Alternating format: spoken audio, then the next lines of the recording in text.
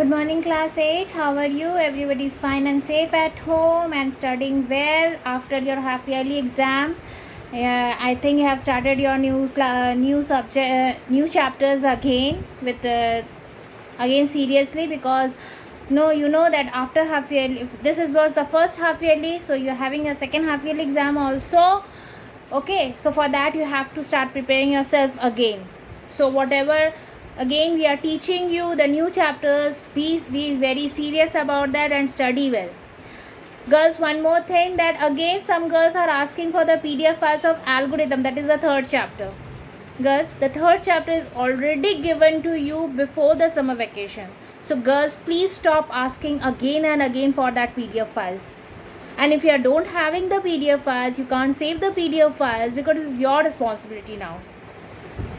If recently you have not having that, whatever we are sending, by mistake you have lost, okay, we can send, but which is the previous one which has already been given you very earlier, and again you are asking the same thing, then it is very difficult to give you, because we have also deleted that. So if you are not having, please ask your classmates to give you the PDF files of the previous chapters.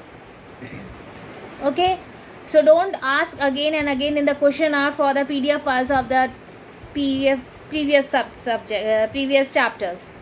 Okay, if you are not having, please contact your classmates.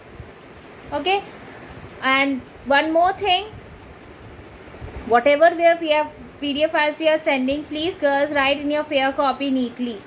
Okay, programming also, algorithm I have given you earlier, now I will give you the programmings, and that programming also you have to write in your fair copy. Okay, so we will move to the forward to our chapters. I was telling you about the basic language. Okay, beginners all purpose symbolic instructions code. Okay, I'm telling about that. I tell you about the commands what we are using in basic. Okay, I shown you some programs also. For that, for input I have shown you a program. For let, I have shown you some program. In that I have explained you the print command also. All these I have explained in the previous video. Today, move to the forward, I will explain you some more programs, so that you will be more understand the chapter, and then I will give you the PDF files of these. Okay, let's move on to the programming. Here I have written one program about if statement. I explained you about the if statement in the chapter. What is if statement? Now this is a program about the if statement. The question is, if the age is greater than and equal to 18, if the age is greater than or equal to 18, then the person is major, otherwise the person is minor. So first of all we have to input name and age. Okay, now I have written here n dollar. Okay, why I have written here n dollar? Where we use the n dollar? You remember I have explained you where we are using the n dollar, in the string variable. In string variable we use the dollar sign. So the name is a string variable and the age is string. Yes, the name is numeric variable. Okay, variable is divided into two parts, that is string variable and numeric variable. So the name is the string variable and the number is the numeric variable. Okay, so I have written here n dollar and age. Then if age is greater than 18, अगर as जो है वो 18 से greater है, तो हम लिखेंगे you are major, मतलब आप केपेबल हो. ठीक है, आप 18 के हो गए हो, इसके मतलब आप मैच्योर्ड हो. Okay, and if your age is not 18, मतलब अगर आपका एज 18 नहीं है, तो यू आर माइनर, मतलब आप अभी मैच्योर्ड नहीं हो. इस प्रोग्राम का मतलब यही है कि अगर आपका एज 18 है तो आप मेजर हो, मतलब आप मैच्योर्ड हो. अगर नहीं है आपका एज 18 तो आप माइनर हो, मतलब आप मैच्योर्ड नहीं हो. और हम नेम के लिए n डॉलर यूज़ कर रहे हैं, क्योंकि नेम क्या है, स्ट्रिंग वेरिएबल है, और एज क्या है, स्ट्रिंग न्यूमेरिक वेरिएबल है. ठीक है, यहाँ हम कांस्टेंट का यूज नहीं कर रहे हैं, हम वेरिएबल का यूज कर रहे हैं। ठीक है, समझ में आया? Understood the program? Okay, next I will explain you about the go to statement. go to मतलब किसी भी लाइन नंबर पे जाना, go to लाइन नंबर 10 या go to 30 मीन्स ये shift to one line to another line. go to statement is used to, it is an unconditional, इसमें कोई condition नहीं होता है, सिर्फ ये लाइन मूव करता है, तो it is an unconditional statement where it is used by the line number, whatever line number we are giving it that moves to that line number. कैसे होता है, अब हम एक एग्जाम्पल से करते हैं। Input enter name,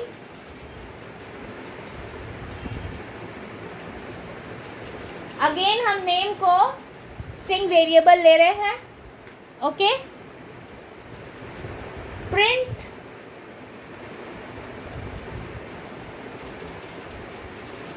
$n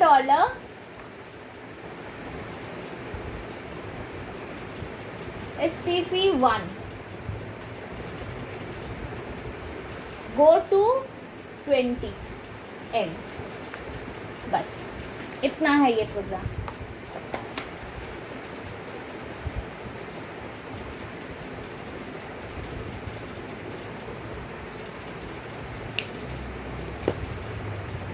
input, इस प्रोग्राम में क्या है कि हमें एक नाम इनफाइनाइट टाइम तक प्रिंट करना है। ठीक है, यहाँ पे जब हम एंटर करेंगे और रन लिखेंगे तो ये प्रोग्राम रन हो जाएगा। वैसे ही वो वाला प्रोग्राम भी वैसे ही करेंगे।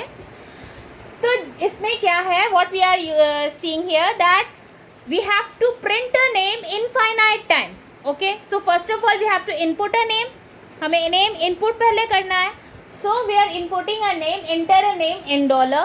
Again we are using that variable, string variable, print $, क्योंकि हमें प्रिंट करना है, इसमें कोई ना हमको कोई कैलकुलेशंस करना है ना किसी से हमको कंपेयर करना है। ठीक है, ये अनकंडीशनल है तो इसमें कंडीशन कुछ भी नहीं है, बस हमें नाम को इनफाइनाइट टाइम तक प्रिंट करना है।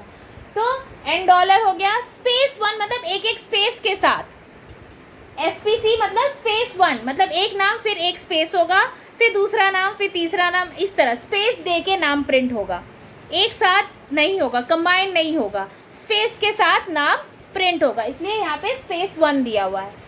गो टू 20, क्योंकि ये एक लूप है, इनफाइनाइट लूप है, तो ये गो टू 20 लाइन नंबर है, तो ये लाइन नंबर पे जाएगा और प्रिंट होते रहेगा, क्योंकि ये इनफाइनाइट तक है। कोई हमने इसका लिमिटेशन नहीं दिया है कि 5 टाइम्स है या 10 टाइम्स है, हमने इसका कोई लिमिटेशन नहीं दिया है। We have not given any limitation to that you have to print the name 5 times और 10 times. We have just told that we have to print the name infinite times. So just we are giving the line number that is 20, it will go to 20 and it will print the name again and again and again and again and again. It will not stop. Okay, infinite means we can't stop it. Clear? So this is the program of go to statement. This is an unconditional. First I have shown you the conditional statement and this is one is the unconditional statement where we doesn't have any condition. कोई condition नहीं है इसमें, मतलब इसमें कोई ऐसा चीज़ नहीं है कि हमें इसको करना ही है, मतलब ये करेंगे तो ये होगा, ऐसा कुछ नहीं है। ठीक है, तो इनपुट नेम वेरिएबल है, स्ट्रिंग वेरिएबल, नेम को प्रिंट कर रहे हैं स्पेस के साथ, गो टू 20 पे जा रहे हैं और जितने बार जा रहे हैं उतने बार ये नाम प्रिंट होते जा रहा है। ठीक है, understood? Next, move to the for next statement.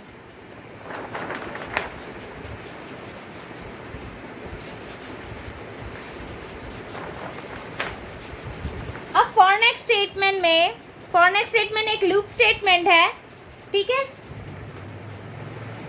for condition होता है और जो नेक्स्ट होता है वो उसका लूप होता है। फॉर को कंडीशन के तरह लेते हैं और नेक्स्ट जो होता है उसको लूप कंटिन्यू करने के लिए होता है। ठीक है, तो हम इसका एक एग्जांपल देखेंगे। एक नाम प्रिंट करना है। चलो, इसमें हमने पहला क्या किया था, इनफाइनाइट किया था। अब हमें एक नेम प्रिंट करना है। We have to print a name 5 times. अब कैसे करेंगे, let's see. Input, enter name,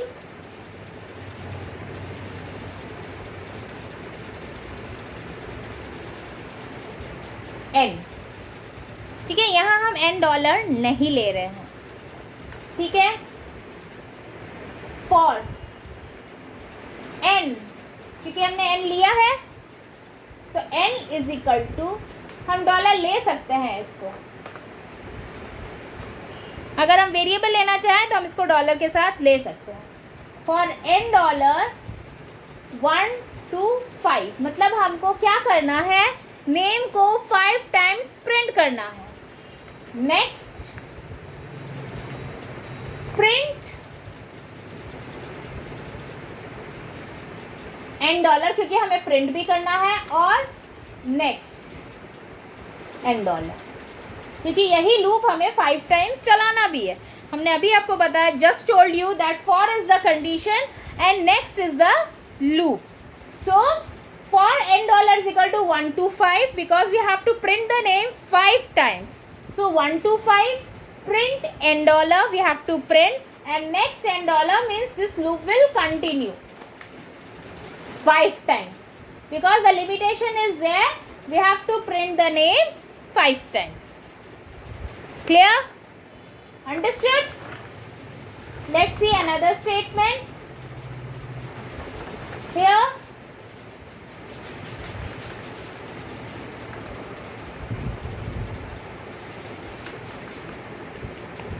we have to print the odd numbers.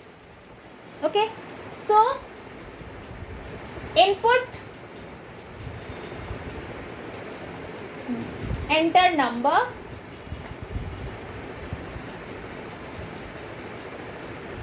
like B. Okay, for B is equal to, क्या होगा, B में हम प्रिंट कर रहे हैं ना, तो B 1 to 100, स्टेप 2। स्टेप 2 क्यों लिख रहा है, क्योंकि हमें ऑड नंबर स्टेप प्रिंट करना है, तो हम 2 प्लेस जंप करेंगे, 1 3 5 7 9 ऐसे, इसलिए स्टेप 2। 1 के बाद 2 स्टेप जंप करेंगे 3 आएगा, फिर 3 पे 2 स्टेप जंप करेंगे 5 आएगा, इसीलिए step 2। Okay, so print B, next B। Okay, तो ये जब हम रन करेंगे, इसमें एंड लिखने की ज़रूरत नहीं होती है। It is not compulsory to write end here. Okay, तो जब हम इसको रन करेंगे तो ये प्रिंट होके आएगा 1 3 5 7 9 11 ऐसे 100 तक, लास्ट में 99 आएगा। 100 इसलिए नहीं आएगा क्योंकि it is not an odd number, it is an even number. Again, when if you want to print an even number, so we have to change just here, that is 2 to 100, step 2. Just we have to write 2 to 100 because 1 is an odd number, 2 is an even number. So we have to start with 2 to 100, step 2. Again we have to jump 2 step, 2 4 6. So here output will be 2 4 6 8 10 12 like this till 100.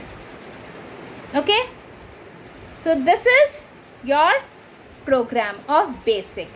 Okay, I've explained you all the program of basics, all the types, that is if statement, for statement, or for next statement, okay, input statement, print statement, and let statement. I have explained all. Now here, please go through this video very carefully. If you have having any query, please ask, comment on the comment box. You are free to ask your queries. Okay, girls, please stay at home, stay safe.